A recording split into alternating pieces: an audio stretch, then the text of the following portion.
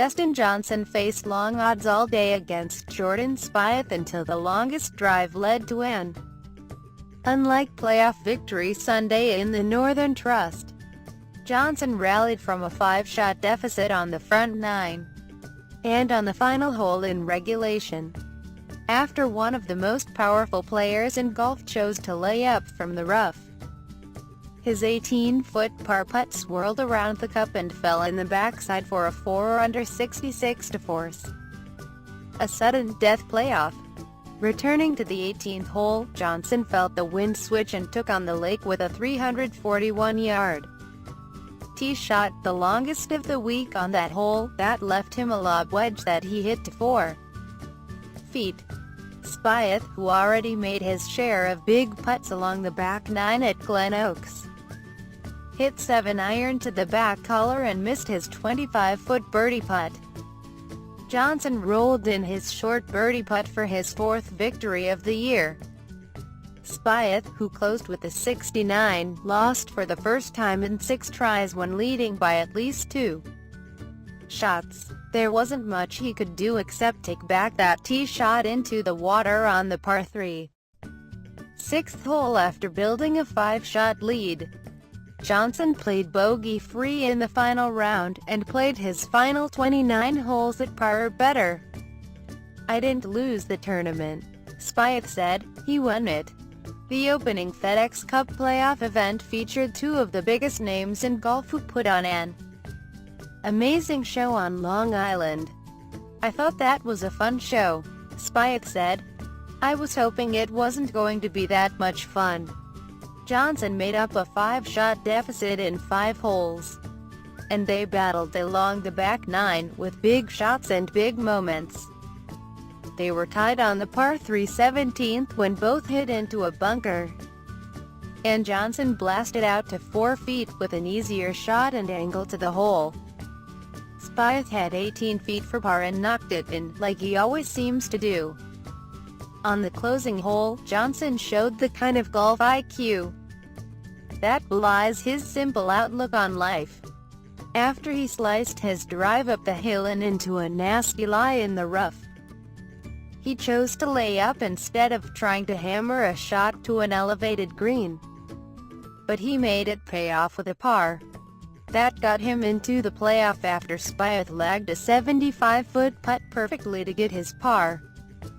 They finished at 13 under 267. Johnson won for the first time since he wrenched his back during a spill down the stairs that knocked him out of the Masters and derailed his dominance in golf. He had won 3 straight tournaments against strong fields until that injury. "I feel like the game is finally back in form like it was before the Masters," Johnson said. Of his 16 victories, this was the first time Johnson faced a must-make putt on the final hole, and he delivered a par putt that even Spieth thought was going to miss on the high side of the hole. The Northern Trust never looked as though it would contain so much drama. Spieth began with a 3-shot lead.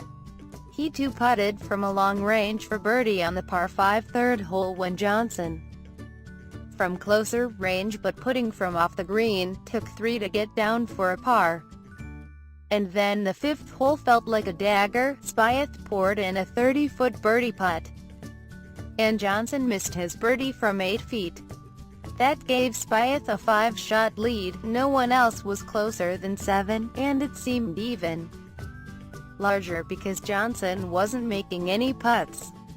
5 holes later, they were tied.